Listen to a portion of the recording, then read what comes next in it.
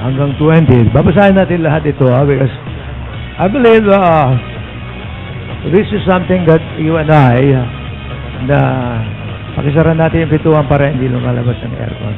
Okay? Thank you. Ang pinaka-topic ni Moses dito ay yung remembering the faithfulness of God. Tayo kasi nakaka-experience ng maraming karanasan sa buhay natin. And sometimes the people who love us, supposed to be, they are not too faithful. Madalas tayong makaranasan ng, what do you call that, ng, using the Tagalog word, taksil. Yan ang paborito ng mga, sa mga comics na binabasa ni Ate Flor noon, sabi niya, taksil. Tama ba yan, Ate Flor? Na si Ate Lourdes. Taksil ka. In other words, you are a traitor. You are not dependable. You are not a promise keeper. Hindi mo inaalagaan ng katapatan. Tapat ako sa iyo, hindi ka tapat sa akin. But here, in contrast, na with our God, and sometimes yung painful experience natin with our fellow man, and we think the same way with our God. But our God is different. Ang sabi ng Bible, God is not a man that he should lie. Did he say it and he will not do it? Kasi tayo sa atin bilang mga tao, fallen in sin, sometimes we're not very careful with our promises. Madali tayong mangako at ano ba ang kasabihan? Madali ring mapako. But here is Moses reminding the people of God, and of course for you and I, that when we are in relationship with God, the God of Abraham, Isaac, and Jacob, the Father of our Lord Jesus Christ, the sender of the Holy Spirit, gusto natin malaman because how good and how faithful is this God. Because, as I said a while ago, dito sa daigdig natin, we are encountering a lot of frustration, a lot of disappointment, a lot of hurts and pain, a lot of broken promises. And as I said a while ago, kumisan the people that we have heard they love us, sometimes sila ang unang maging unfaithful sa atin. And we get disappointed. And then we begin to blame God. God, where are you? I thought you were an answering God. I thought you were a God of miracles. I thought you are a God that you will never leave me nor forsake me. So all kinds of questions comes around us. But there, anyway, I would like us to remember, sabi ni Moses, do not forget God. Kasi as long as we live on earth, habang nabubuhay tayo sa daigdig, we are full of, we'll experience pain and suffering. And sabi nga ni Rick Warren, in fact, our buhay dito sa daigdig na ito is a training. Sapagkat ito'y training, merong test. Pag nag-aral ka ng elementary, training yon. Pero pag nagte-train ka, nagle-lecture yung grade 1, merong test. Tama ba yan? Kasi ang test is a preparation for the next level. You're training, you are being trained, you are being tested, because one day when you pass all the exams sa iyong 6th grade or 7th grade, you'll go to first year high school. So, ganun din ang ating daigdig sa buhay na ito. Yun nga lang, ang problem natin sa ating Diyos, puro surprise ang mga test. Sino bang na-warningan na today madudukutan ka? Sino bang na-warningan na? Sino bang na-warningan na today bubuksan ng pintuan mo, may magnanakaw ng yung TV? Sino bang nabigyan na ng warning? So, ang warning na lang natin yung ating, yung ating experience, yung ating, we just want to be very careful because we know we live around the world with people who are sinners and with a wrong behavior and na ang kanilang thinking, for example, if he's a thief, ang thinking ng thief ay, what is mine and yours is also mine. Ganun ba? Di ba? Ganyan ang thinking ng magnanakaw. Ang sa'yo, ang akin ay akin, pero ang kay Kuya June ay akin din. Yun. So, yun ang pag-iisip ng isang magnanakaw. Halimbawa, mayroong sasakay sa jeep, papunta ka sa eskwelahan, papunta ka sa office, biglang may nag-hold up. Sabi ng hold upper, salamat naman, nagtatrabaho ka. Pero yung pinagtrabahuhan mo na inipo mo, pambili mo ng iPhone mo, akin yan. Kaya ka nag-overtime para mapasa akin ang iyong pinagpaguran. Tama ba yan? Meron bang gano'n? Without that knowing, and so it's amazing thing, and I want you to be very prayerful in this city because just last week, isang student early in the morning, kaya nga winarningan ko yung mga anak ko because they leave early in the morning at 5:30 or 5:15. At yung dinadaanan, kaya lang, galing Marikina yung jeep and ayaw ibigay ng estudyante yung kanyang cellphone and sinaksak sa mukha. And it's becoming more violent kasi ang sabi kasi ng Bible, in the last days, lalong lalaganap ang kasamaan. But you and I, as people of God, malaki ang advantage natin. We are under the care of God. We are under His protection. But even though we are under God's protection, pwede pa rin tayong mabiktima. Kaya lang, ang pagkakaiba natin, pagka ang taong walang Diyos ay nabiktima, at ikaw na may Diyos na may biktima, siya walang pag-asa, ikaw mayroon. Kung sakaling sa pagkabiktima mo, umabot hanggang kamatayan, meron kang buhay na walang hanggan. At ang advantage mo, hindi mo na nararamdaman ng karamdaman. At ang advantage mo ba, kung meron kang utang sa bangko, wala ka nang babayaran. Tama ba yan? Sino bang gusto nang mamatay sa dami ng utang? But let's read. Ito ang verse 1 to 20. Deuteronomy. Be careful to follow. I want us to look at this. Alright? Babasahin ko. Ano kaya sabay-sabay tayo? Alam kong mahaba ito. I'm sure na by the time we finish reading it, we forgot every word. Tama ba yan? Tama ba yan?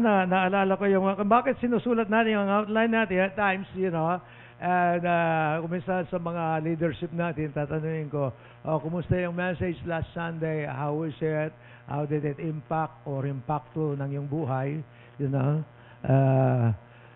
Ang message, maganda, Pastor. Sige, tell me about it. Ano nga pala yun? Pero anong ganda?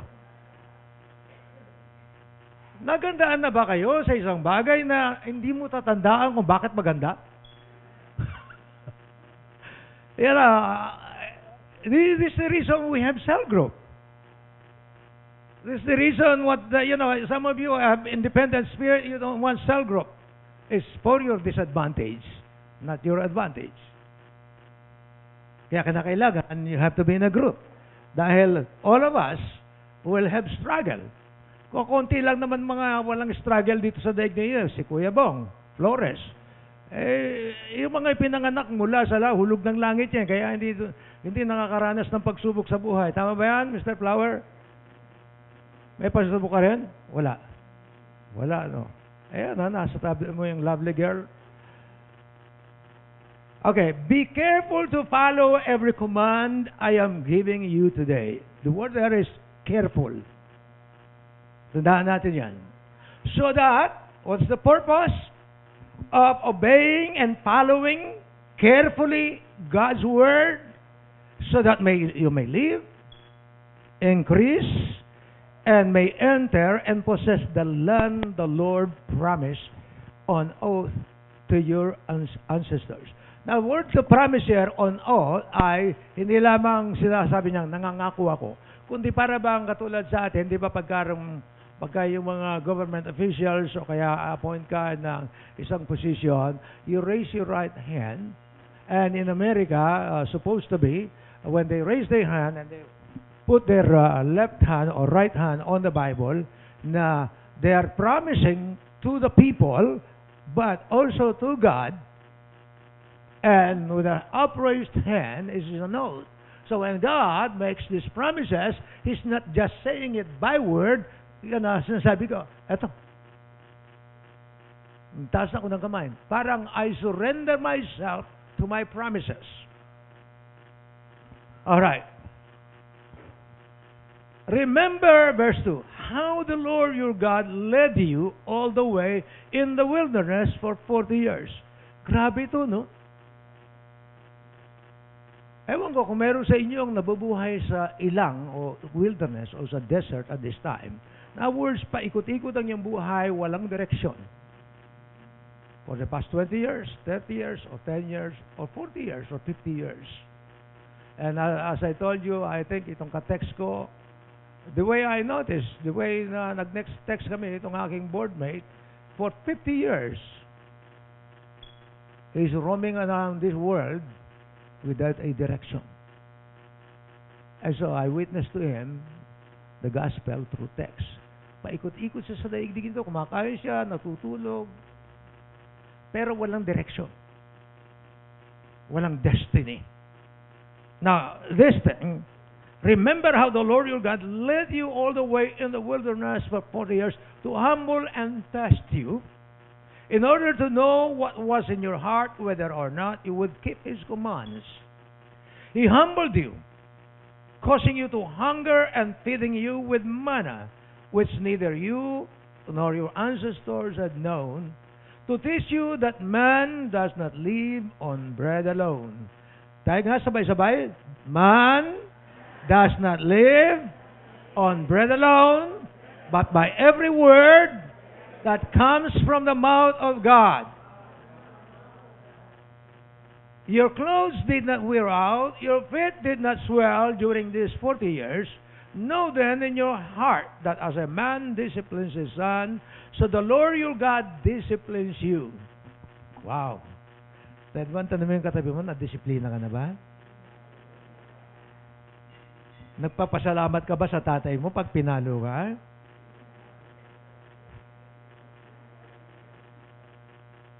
O naghihinakit ka, nagtatampo ka, sumasakit ang iyong loob. Papasalamat ka pag kinokorek ka? Sino papasalamat? Thank you for correcting me. I love it. Alam mo naman yung mga tao ngayon, hindi na ako magpapakita sa bahay na ito. Verse 6, observe the commands of the Lord your God, walking in obedience to Him and revering Him. Sumusunod na may galang. Naintindihan natin na sumusunod na may respeto. Pwede tayo kasi sumunod. Sumunod na nga eh. Ano pa bang gusto mo? So in other words, there you obeyed but with a rebellious heart. Pero here, sinisigurado ng Panginoon na pagka tayo sumunod na may galang, may respeto. Huwag mo sabihin, sumunod na ako eh, yun ang respeto ko sa iyo. Parang gano'n, di ba? Alright.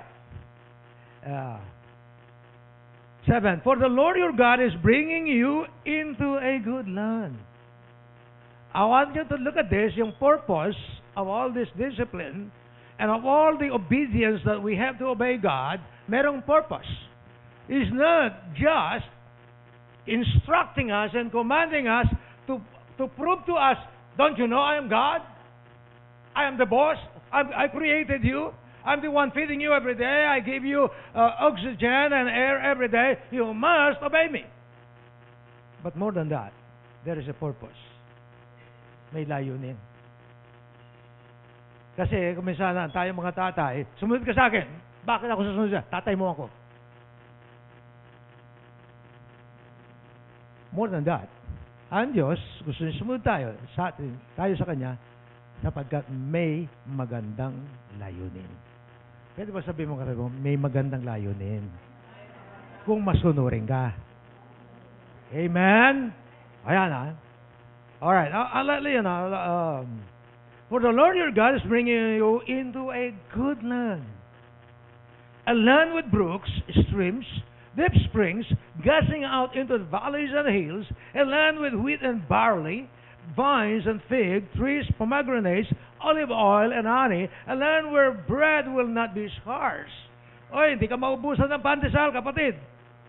And you will lack nothing, a land where the rocks are iron, may mina. And you can dig copper out of the hills. When you have eaten and are satisfied, praise the Lord. Sabihin mo nga sa tabi mo, praise the Lord. Praise the Lord your God for the good land He has given you. Be careful that you do not forget the Lord your God, falling to observe His commands, His laws, His decrees, that I am giving you today. Otherwise, when you eat and are satisfied, when you build fine houses, wow, and settle down. Pwede ba ang sabihan mo sa katabi mo, did you know? Tingnan mo naman yung kausap mo. Did you know? God wants you to have a fine house. Amen? Kasi yun na-express niya, when you begin to live in your fine house, in your nice house, in your comfortable house, in the house, of your dream. So now we're here, the way I see it, it is God's expectation that you and I will prosper. Amen? Pag sabihin mo, wag mong pipigilan ang kasaganaan na plano ng Diyos sa iyo. Amen? Amen? I like that. Wow, when you begin to live in your fine house and settle down. The word settle down here, yung makapag-relax ka na. Hindi mo inisip, saan kaya kami lilipat? Pinapalis na naman kami. Saan kaya ka makakakita ng matutulugan? Ang mahal ng upa. Yan na, hindi naman katulad ng ating Lord, tas namumurahan sa lahat ng upa, When your herds and flocks grow large and your silver and gold increase. Well, do you love this verse? And all you have is multiplied. Then, eto na, warning, your heart will become proud and you'll forget the Lord your God, who brought you out of Egypt, the land of bondage, the land of Israel. He led you through the vast and dreadful wilderness, that thirsty and waterless land, and its venomous snakes and scorpions. He brought you water out of hard rock. He gave you manna to eat in the wilderness, something your ancestors had never known, to humble and test you, so that in the end it might go well with you. Grabe, no? It might go well with you. Para sumagana ka, mapaganda ang iyong buhay. Tanungin mo ang katabi mo, gusto mo mapaganda ang buhay mo? Yun ang gusto ni Lord. So, hindi lang ikaw may gusto. Si Lord mismo. Wow! Do you love these verses? Well, you love them, but you love them, pero you don't love His correction. Yan ang pinaka-problema niyan. You may say to yourself, my power and strength of my hands have produced this wealth for me. But, remember the Lord your God. It is He who gives you the ability to produce wealth, and so confirms His covenant, which He promised to your fathers as it is today. If you ever forget your God, Lord your God, and follow other gods and worship and bow down to them, I testify against you today that you will surely be destroyed. In other words, para bang yung blessing na inihanda ng Panginoon, He can take it away. Like the nations the Lord destroyed before you, so you will be destroyed. Hindi lang yung mga binigay niyang ari-arian at possession, pati ikaw mismo, for not obeying your God. Wow. So here, pwede ba tayo lahat tumayo? Mag-pray tayo ulit at ilingin natin ang tulong ng Panginoon sa ating pag-uusap. Kasi nag-introduction pa lang tayo. We still have 3 hours. Panginoon, we thank you today for your word. We pray that you speak to us and encourage us today, Lord. We believe that you are present in this place to touch and speak, more than speak, to do something good, to make our lives well, to bring us into a good land. But teach us how to appreciate, how to thank you, how to praise you and honor you. Speak to us today, Lord. In Jesus' name. Amen. Amen. You may be seated. So, sa ating paglalakbay na kasama ang Diyos, in our walk with God, kasi before you came to the Lord, you are on your own. Bahala ka sa buhay mo. Sabi ng isang politician sa mga taga-Tacloban, bahala kayo. But this time, we are in God. Hindi lang bahala ka sa iyong buhay mo, because right now, you are now in partnership with your Creator, your God, your Savior, Jesus Christ, and the power of the Holy Spirit that lives in us. You're not alone. Di ka nag-iisa. Sabi mo ang katabi mo, di ka nag-iisa. Although there are times we feel alone, we feel lonely, we feel segregated, we feel, rejected and abandoned by people, but in God, we're not alone. Amen? So, He wants us to remember kung sino siya sa buhay natin at sa ating pamilya. At, as we have read a while ago, the purpose of everything that He allows to happen is to work for our own good and His glory. In other words, as sinasabi niya rito, pati yung mga masasakal nating karanasan sa buhay. Because we are in the hands of God, if we look to the sovereignty of God, the greatness of our God, out of these painful experiences and suffering and hardship, God has a plan for good. Kasi, mas marunong ang Diyos kaysa sa atin. Mas nalalaman niya yung kinabukasan natin kaysa na kuminsan tayong guguhit ng ating sariling kinabukasan at pumapalpak. But when we are in the hands of God, we know better. God knows better. Amen? As a year, God led the Israelites for 40 years in the wilderness. Pero ilang yan, ha? Walang pagkain, walang tubig, mainit ang araw, araw-araw, desierto yan. Sino ba nakapunta na sa desierto sa inyo? Wala, ako nakapunta na ako sa desierto, kaya lang nagtayo ng housing project doon sa Vietnam, yung desert. Hindi ko alam kung paano natitira doon. Sobrang init. Hindi ko pwedeng alisin yung aking sapatos. Mainit yung buhangin. Takbo ako rito or what, And yet, I cannot understand God why His people patitiran niya doon sa ilang ng 40 years. 40 years old dito?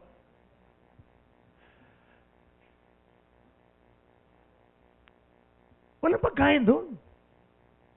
Walang tirahan doon. Wala man lamang mag-squatter malang. Wala eh. Pag natulog sila, nakatira sila sa All-Star Hotel. Yung lahat ng bituin sa langit, All-Star, hindi 5-star.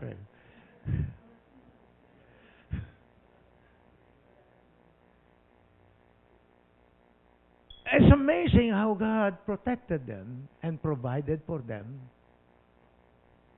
Araw-araw, hindi na kailangan pumunta sa Kamuning Bakery, mahuhulog na lang ang pandesal.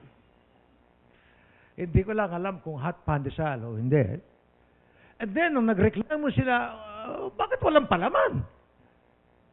Walang peanut butter. Wala man lang keso, o kaya wala man lamang, spread, liver spread. Alright, sabi ng Panginoon, maghuhulog ako ng quail. Naghulog siya ng mga pugo. So nagkaroon sila ng karne. Kaya lang, nagalit ng Diyos. Dahil kamisan, ang mga tao ng Diyos, sa paghingi nila, may kasamang reklamo. Humingi na ba kayo ng masarap na pagkain sa inyong tatay at nanay, pero ang paghingi ay, just like me, bakit ito naman ang ulam natin? Pwede bang mag-request ka? Inay, pwede bang sinigang na bangus bukas? I don't know how I can train myself on that. Mabuti na lang, wala yung misis ko right now. Mayroon siyang ginagawa doon. Kasi huwag niyo ko susumbong, ha? Ayan, mga. But, I am one of those with a complaining spirit. And so God said, reklamo kayo. Okay, bagsak niya yung mga quails. Bahala kayong kumain. Sabi ng Panginoon, kumuha kayo yung tamang-tama lang. Alam mo naman tayo mga tao, mas malaki pa yung mata natin kaysa tiyan natin. Kumuha silang napakarami, hindi mailuto, bumulok. Sino bang kumain sa eat all you can all you can? Nagabundok yung kinuha mong pagkain para hindi ko maubos. Kasi sa 20 o 30 na dishes doon, pwede ka naman bumalik eh. Kaya lang natatakot ka, yung kasunod mo, baka maubusan ka. Lalo na kung si Lovely yan. Lovely, hindi ko lang Lovely ha. Baka naman hindi mo na ako babatiin mamaya. Alright. Pero we have a greedy spirit, covetous spirit, selfish spirit. And so God said, alright. Nagsuka sila. Di ba sabi ko sa inyo? Kasi araw-araw ko kayong bibigyan ng karne. Araw-araw ko kayong bibigyan ng pandesal. Tamang-tama lang. Kaya nga, ang prayer na turo na sa atin ni Jesus, give us our daily bread. Why? Number one, God will provide daily. Number two, God wants us to call upon Him daily. Daily bread. Lord, give us our 1 month bread. Pagkatapos, may hamag na. Kaya nga yung mga Batanggenyo, pag inawit yung, ang sarap ng opyang may hamag sa tabi. Kasi na, sa kakatago ng kanyang opya, dahil baka makuha ng mga kasama sa bahay, kinulong, itinago, pagkatapos, ay may amoy na, nalimutan ko. Kita mo kasi, hindi ka nag-share eh. Share mo yung mga uod. Alright, what is the purpose of the wilderness experience? What is the purpose ng mga days na para bang walang direksyon, para bang walang nangyayari, ikot ka, trabaho, bangon, and then para bang walang nangyayari sa iyong hinaharap or whatever. And yet, you trust the Lord, and yet you are serving God, and yet you say you belong to God, and yet you have eternal life, and yet you have been forgiven of your sins, and yet you believe in the cross of Christ. This is amazing. Ang mga anak ng Diyos have different experiences. Na kuminsan nainggit tayo, mabuti pa siya. Sino bang nainggit na sa iyong kapwa? Na pagka mag-testify sila, para bang nakakainggit Sino bang hindi marunong mainggit dito? Ako lang? So, ibig sabihin, kayo hindi nagtaas ng kamay. Di ako lang hindi naiinggit. Ate Jackie, kumusta ka? Hindi mo ako binati kanina. Ganun ba? Kasi parang bumaba yung self-esteem ko dahil... Alright. Number 1. I want us to understand, God allows difficulties in order to humble us. Para bumaba ang loob natin.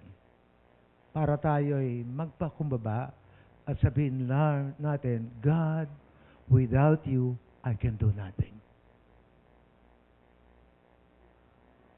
Alam mo, ang Christian character, this is a Christian character na kabaligtaran sa karakter ng sanglibutan at karakter ng Diyos ng iba.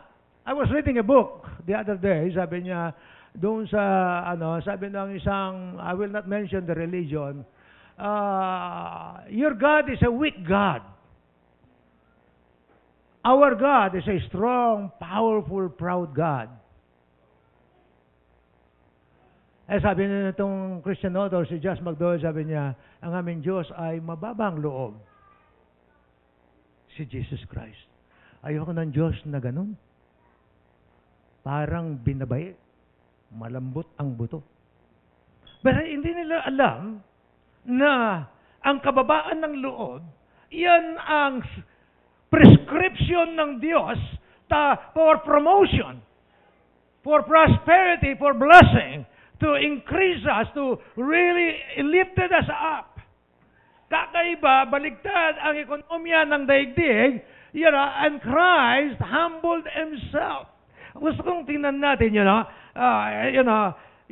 sabi ng Philippians 2:7-11, He made Himself nothing by taking the very nature of a servant. How many of you na nagbisita na sa bahay, ng ibang bahay, and then, nag-volunteer ka na tumulong na magugas ng plato o mag-mop ng floor, and tayong mga may bahay, medyo napahiya. Huwag kang maglilinis. Huwag kang magano. Para sa utusan lang yan. Para sa katulong yan, or whatever. Ang Diyos na iba. Ang Panginoon na iba. Sabi niya, ginawa niya ang tungkulin ng isang utusan. Hindi ba hinugasan niya ang mga paa ng kanyang mga alagad at paghugas niya ng mga paa ng mga alagad kasi maputing, malikabok, nakasandalyas lang sila, at that time. And sabi niya, nakita na ninyo ang aking ginawa sa inyo, gawin din ninyo para sa ibang tao. Kung ako ang Diyos na mula sa langit nagkatawang tao, hindi lang basta nagkatawang tao, naglingkod ako. Naglingkod siya sa kanyang mga magulang, naging karpentero. At iba't ibang uring paglilingkod, nagugas ng mga paa. Sabi niya, tayong mga followers, tayong mga disciples, tayong mga Christian, the word Christian means like Christ. Katulad ni Kristo. Hindi Christian. Amen? Sino man lumalaking siyan dyan? It's to be like Christ. Humility is a Christian character.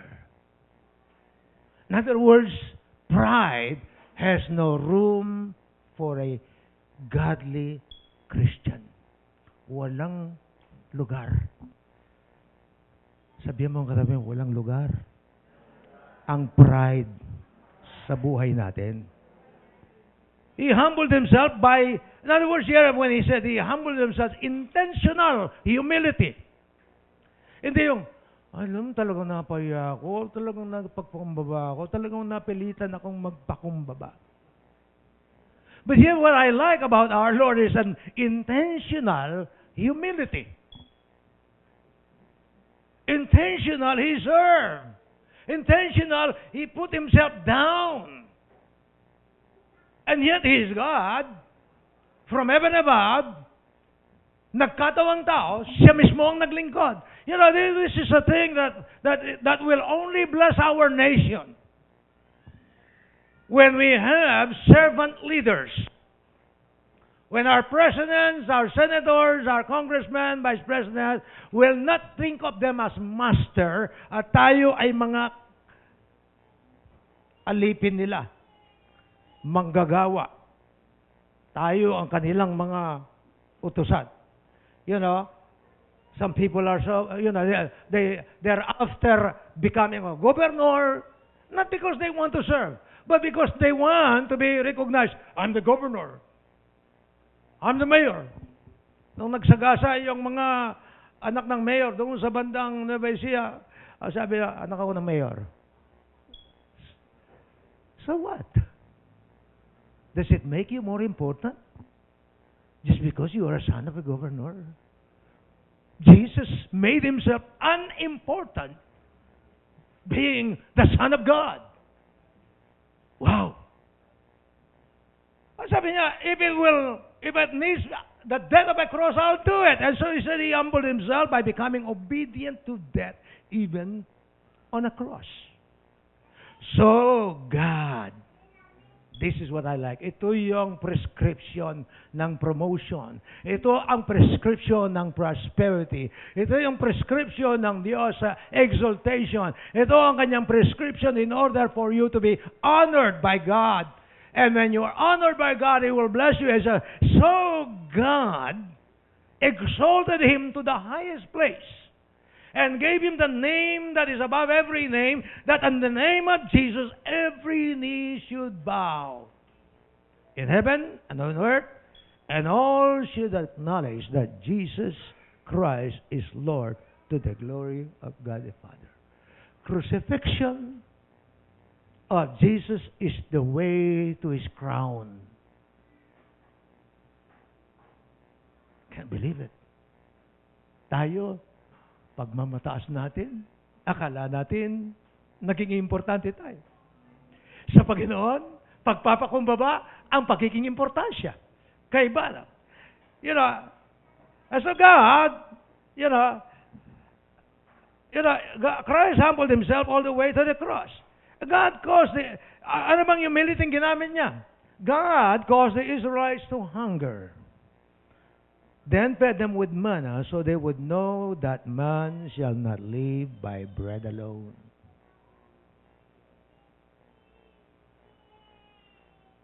Pinahintulot ng Panginoon na magutom. You know, there are times na pinapahintulutan ng Panginoon na matanggal ang trabaho natin. O mabankrupt ang ating negosyo. O kaya magkaroon tayo mga situation sa ano natin. Bagay, sabi niya, so that you may know that man shall not live on bread alone, but by every promises of God, every word of God that comes from His mouth. And so sabi niya yung Panginoon sa mga Israelites, I led you in the wilderness. Wala kayong pagkain. Pero because I promised, because I spoke, because I said it, you brought nothing into the wilderness, but I fed you every day.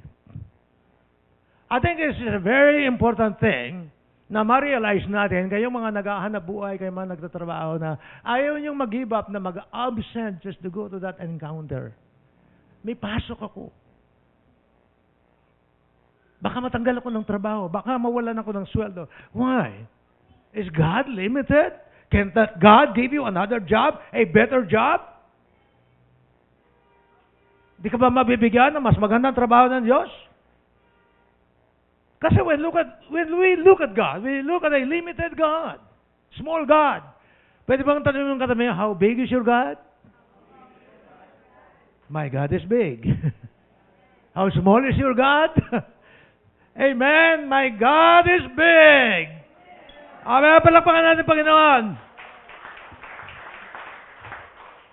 Huwag mong isipin sa trabaho mo lang ikaw ay mabubuhay. Magtiwala ka sa ating Panginoon. Amen? Pag natanggal ang trabaho ko, pag nabagsak ang business, ano kukuha? Well, may Diyos ka ba? Buhay ba ang iyong Diyos? Does He know what's happening in your life? Then He will provide. And then number 3, the reason why difficulties is coming in humbling us para tayo bumaba, God wanted us to observe every command. Gusto ng Panginoon na masunurin tayo sa bawat utos, bawat command. Observe, sabi ng verse 8, verse 6 pala, the commands of the Lord your God, walking in obedience to Him and revering Him, be careful to obey every command I am giving you today so that, what is the purpose? You may live.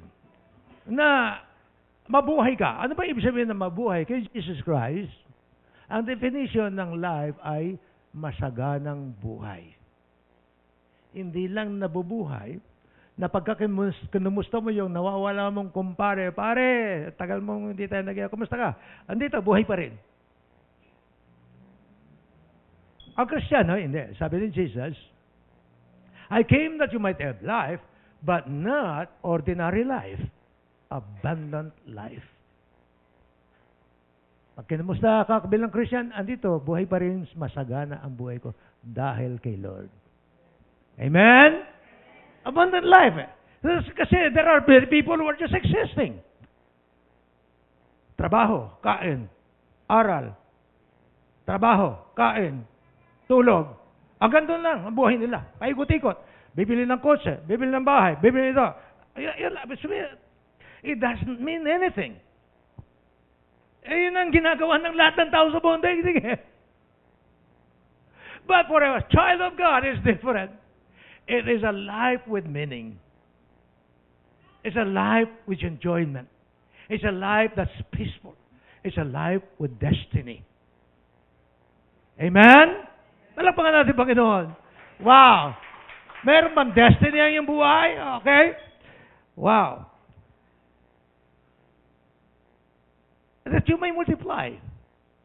You may live and multiply. Ano may multiply mo? Multiply mo yung joy mo, multiply mo yung kung meron kang anak, you teach your children what it means to serve God, what it means to have a relationship with God, what it means to be blessed by the Lord, what it means that you have a God who answers prayer, who hears the sick, who promotes you, who blesses you. There's a good God, na makilala ng mga anak natin kung sino ang Diyos na pinaglilingkuran natin, na hindi siya bato, na may tenga, walang pandinig, may mata, hindi nakakita, may paa, hindi makalakad, siya pang binubuhat mo. Meron bang Diyos na ganon? Kaya kailangan mo ng Diyos para ikaw buhatin niya ngayon. Ano sabi ni Jesus? Come unto me, all ye that labor. Lumapit tayo sa Kanya. Hindi tayo, hindi siya ang lalapit sa atin. Buhatin mo ang Diyos mo. Ano ba ganun? Amen? Wow, I like that. All right. The reason for obedience to God is that you may enjoy life, you may multiply the joy and the peace that God gave to you, and you may enter and possess the land the Lord promises of blessings.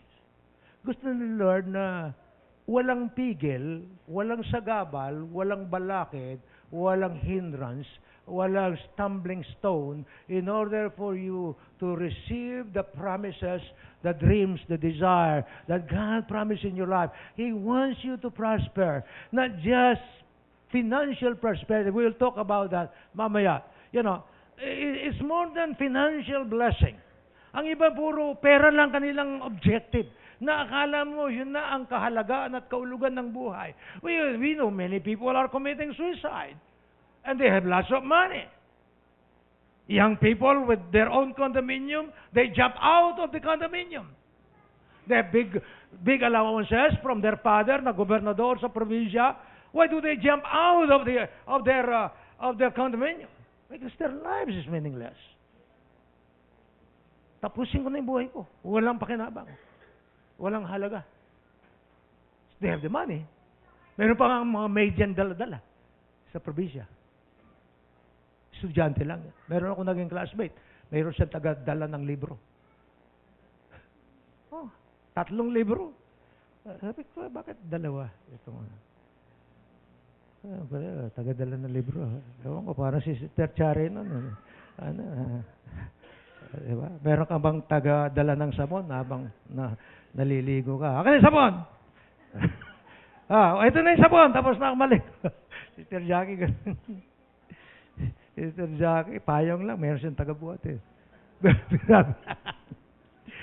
Biro lang. There's nothing wrong. You know, if you are rich enough, you want to give a job to somebody else, it's okay.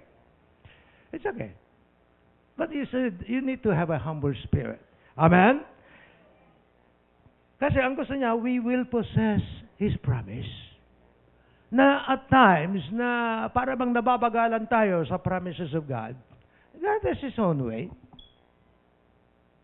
You know, and of course, David, when he experienced that, nabagalan siya sa Panginoon, at sa problema niya, sabi niya, Lord, sabi niya, I wish I can be just like a bird. What's in a bird? It could just fly away.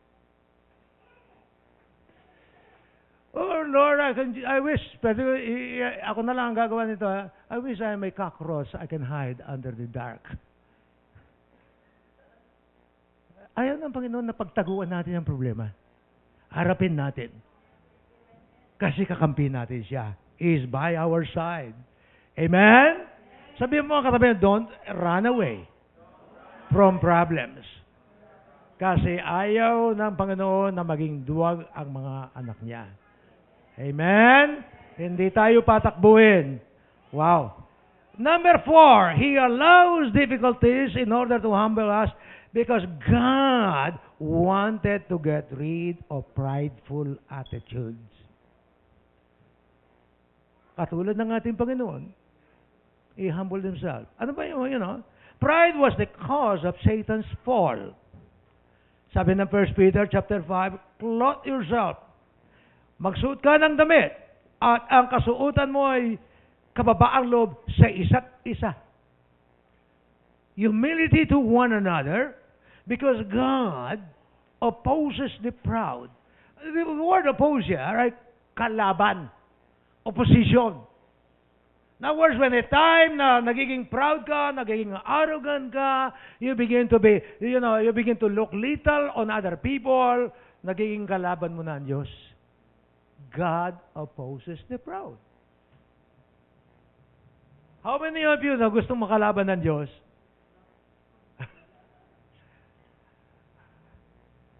Kalabanin ko na yung lamok, kalabanin ko na yung langgam, kalabanin ko na yung mabangis na aso, wag lang ang Diyos.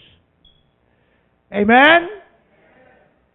God opposes the proud, but shows favor to the humble. Pwede ba tanongin mo katabi mo, meron ka bang favor? Meron sa Diyos. Let me just define a few things, bago tayo tapos. Matagal pa naman tayo matapos. Gusto ko lang banggitin, these are all in the scripture, Some faces of prideful spirit. Ano ba yung mga mukha? Larawan ng mga mapagmataas.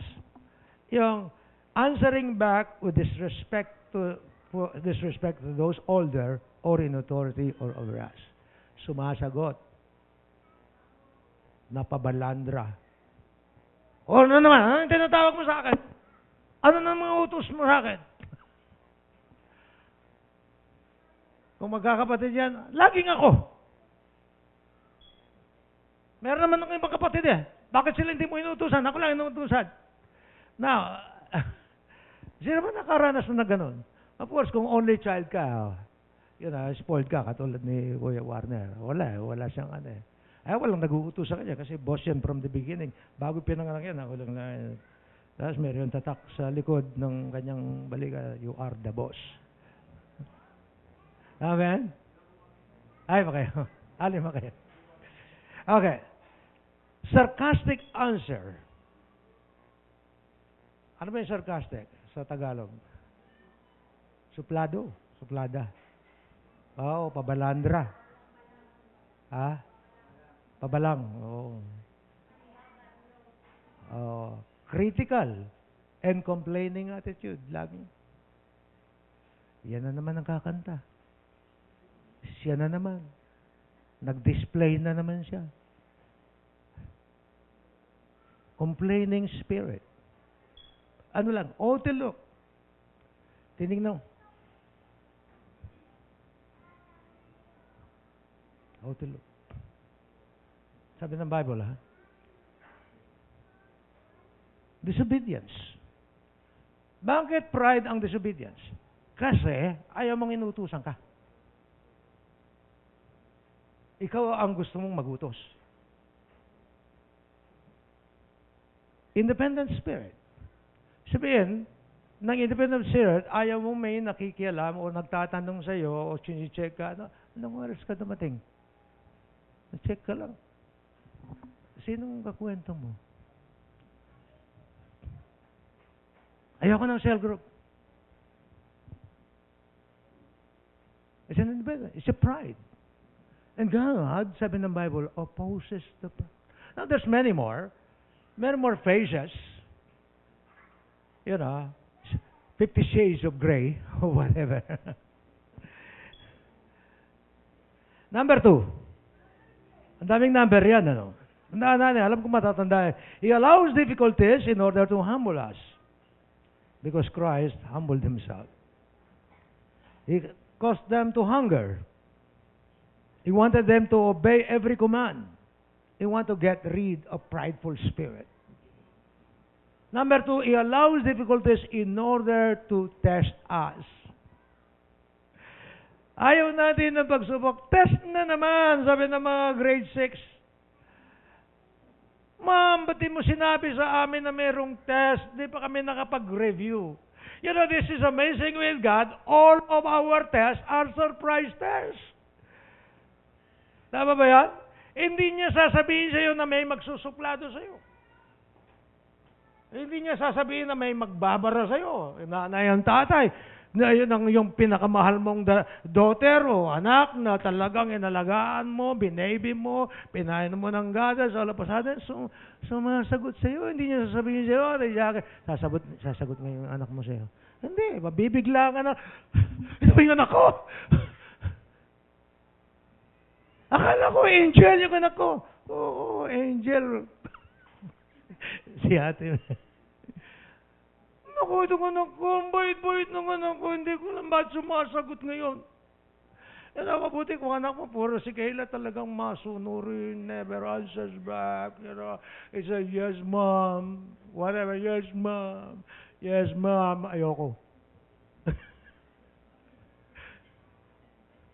Sino ba yung yes? Naalala nyo ba yung, sa mga Americans, they like their children maupo sa table, hindi sinusubuan, they sit on the high chair. At minsan ay merong isang bata na 2 years old, ayaw maupo. Sabi ng daddy niya, I want you to sit down and eat your breakfast. Ayoko. Nilabas niya yung sinturon, if you say no, and you don't sit down, I'm going to hit you with my belt.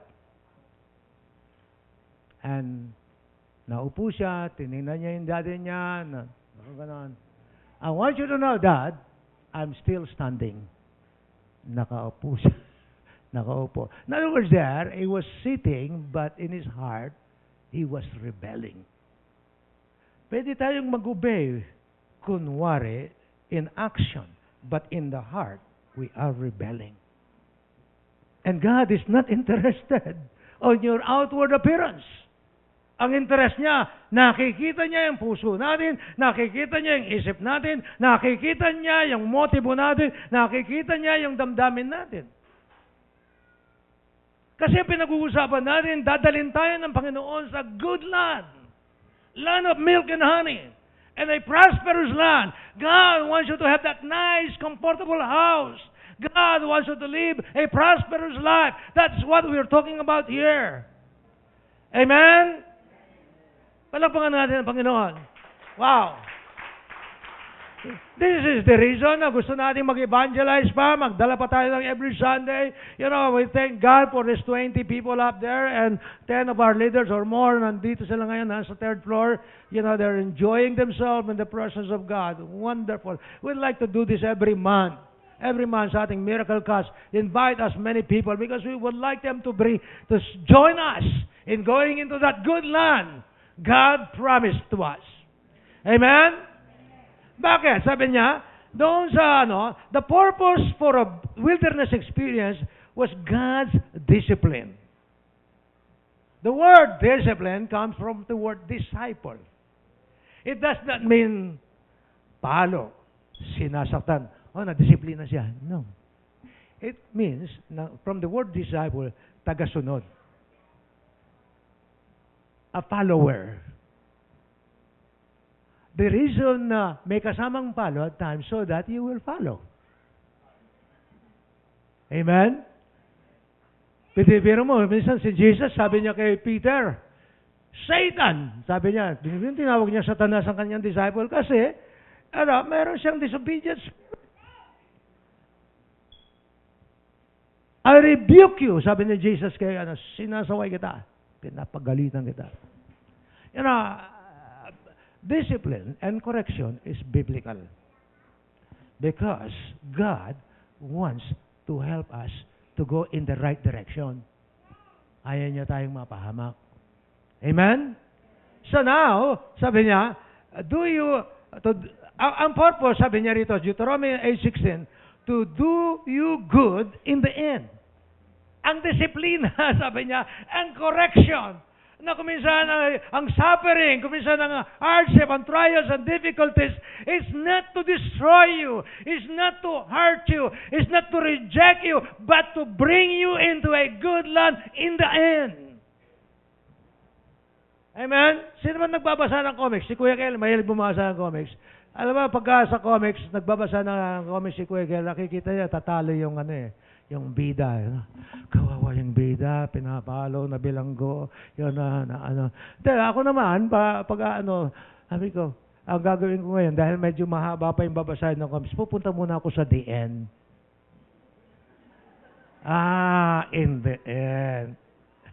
Panalo. Bida kasi pwede ba sabihin mo sa tabi mo, alam mo ba ikaw ang bida? Hindi buena bida, ha? Ikaw ang bida. Huwag mong titignan yung kasalukuyang suffering and hardship. Tignan mo yung end. Amen? Kaya lang kay Michelle, hindi na nabinasa yung iba dahil alam ko na yung end eh. Wow. Kasi, ang sabi ng James, wow. I would like you to learn, count it all joy when you have one trial, various trial. Grabe naman. Pag nag-enroll ka pala ng high school, hindi lang math, meron pang science, meron pang English, meron pang, ano pa ba yung mga subject ngayon? O kung ano ng mga subject. Hindi po pwedeng isa na lang? Bakit? Ano paborito mo? Math lang. Pwede bang math lang? Hindi. Dito lang sa atin sa People of Grace, meron pang Apostles' Creed, meron pang Discipleship. Hindi ba pwedeng, mag-report na lang ako para ma-check ako, na present ako? Hindi, sorry. In the school of God, there's many subjects na papasa tayo because we are being prepared for eternal life. For a permanent life, being prepared for the life next. Amen? Kaya nga, hindi ka pwedeng, pasang-awa. Walang pasang-awa dito. Naalala niyo ba yung mga parent pupunta rito, konti na lang na Ma'am, 75 ang passing 70 yung average niya, pwede na yun. Pwede na. Hindi mo nakikiusap tayo sa Panginoon, nangangailangan ang pagsubok na ito. Napakasakit, Kuya Bong. Tama ba yan? Now, the test, sabi ni James, count it all joy. Wow. Sino bang nagpasalamat? Panginoon, salamat, nadukutan ako. Salamat, minura ako. Salamat, sinaktan ako. Salamat, pinagtaksilan ako sa That's not exactly what God is saying. Yes, you will be hurt. But you can smile because you have a God who will help you. Amen? Palakpakan natin, Panginoon. Wow, I like that. Wow. So, sabi niya, kasi tinuturuan tayo ng Panginoon. Number 1, the testing of your faith produces patience. Tayo mga tao, madali tayong maubusan ng pasensya. Pag sinabi mong pasensya ka na, bakit ako magpapasensya yun? Tagal mo na ako niluloko.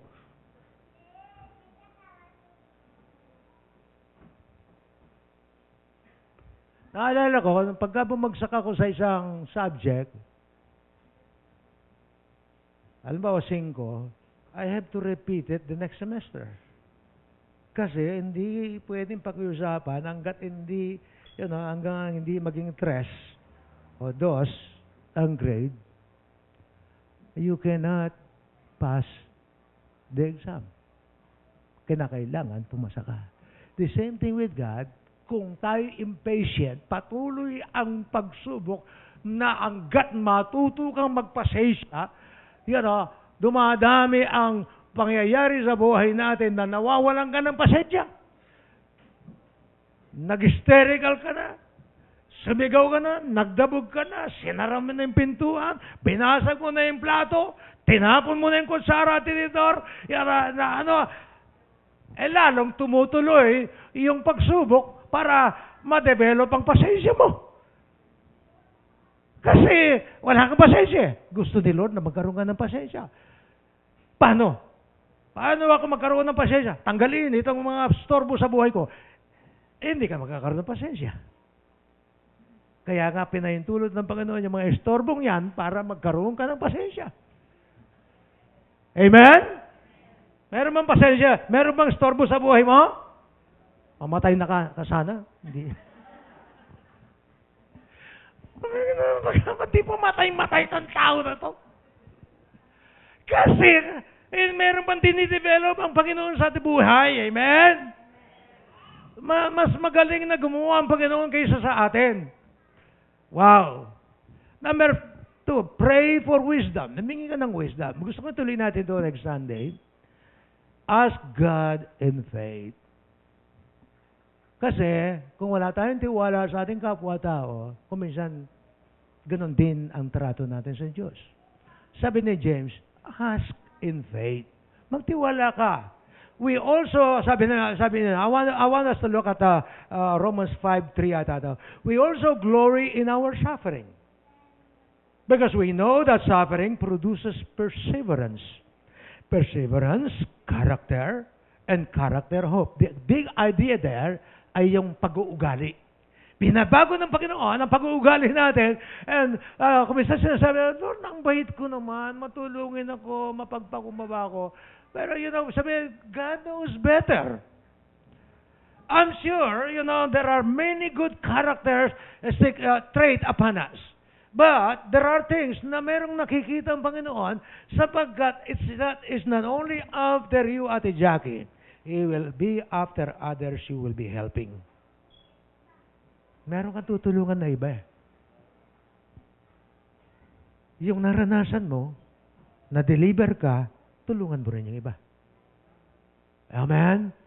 Pwede ba tayo lahat ay tumayo? Ask God in faith without doubt and wavering or giving up. Expect to receive what you ask for. Wow. Pwede bang iyuko natin mga ulo natin and we just ask the Lord and help us. And later on, this is very, very important next week, that the power of wealth, ang kapangyarihan at kakayaan na yumaman, binibigay sa atin ng Diyos. Thank you, God. Thank you, God. Itas nga natin ang kamay natin bilang surrender to the Lord. I-surrender natin kay Lord, ikaw ba yung nakakaranas ng wilderness or desert or hills? Paikot-ikot ba? Para bang hindi ka nakakabangon? Nasasaktan ba ang pride mo? Can you ask God to help us today? Panginoon, today, we remember your faithfulness. Ang nagugustuhan namin sa iyo, Diyos, na kuminsan na hindi rin kami faithful and yet you are so faithful to us. Panginoon, patawarin mo ako at kami sa kakulangan ng aming katapatan sa iyo, sa kakulangan ng aming tiwala sa iyo, na kuminsan inaakala namin pagka kami nagmamataas, iyon ay maganda. Yung pala, Panginoon, ay kalaban mo ang pagmamalaki, pagmamataas, pagyayabang. Kato'y katulad ng Panginoon Jesucristo, na bagamat Diyos ay nagkatawang tao. Naging lingkod siya, naging katulong siya, naging utusan siya, at intentionally, He served others. Bigyan mo kami ng intentional servant spirit. Bilang leader sa aming bansa, you are raising us. Na bibigyan mo kami ng servant leader sa Malacanang Balas, sa Senado, sa Kongreso, sa Kapitolyo, sa City Hall. Lord, ang kakulangan sa Pilipinas ay yung katulad ng Panginoon Jesucristo na nagpapakumbaba. Lord, dito ka sa aming congregation, sa People of Grace. Help us na magsimula ang kababaang loob sa amin. Huwag naming ituturo ang daliri namin sa ibang tao, kundi ako magsimula sa akin. Kahit patawarin mo ako, Panginoon, sa aking pagmamalaki, sa aking pagmamataas, sa iba't ibang pamamaraan, iba't ibang mga dahilan, nagmamataas ako. Forgive us, Lord.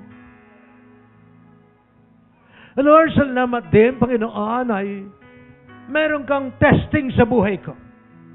Ang pagsubok sa buhay ko ay for good. Lord, na-realize ko, hindi rejection. Hindi dahil sa galit ka sa akin. Hindi dahil sa ayaw mo sa akin. Kundi dahil sa mahal mo ako. Dinidisiplina mo ako, kinukorek mo ako sapagkat meron kang plano in the end to enter the good land. To enjoy the blessings of the Lord.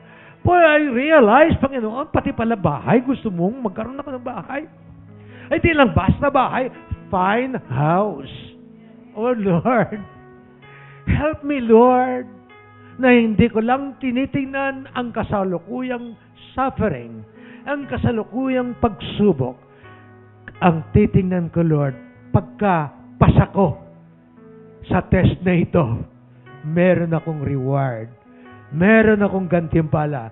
At na-realize ko na hindi lang pala para sa akin, pati sa pamilya ko. So help us, Lord, throughout this week, sa aming mga ministry, sa aming mga cell group, i-guide us, Lord. Appreciate all of your faithfulness. Praise you all the time. Thank you, God, for testing. Thank you for trials. We love you because you first love us. In Jesus' wonderful name. Amen.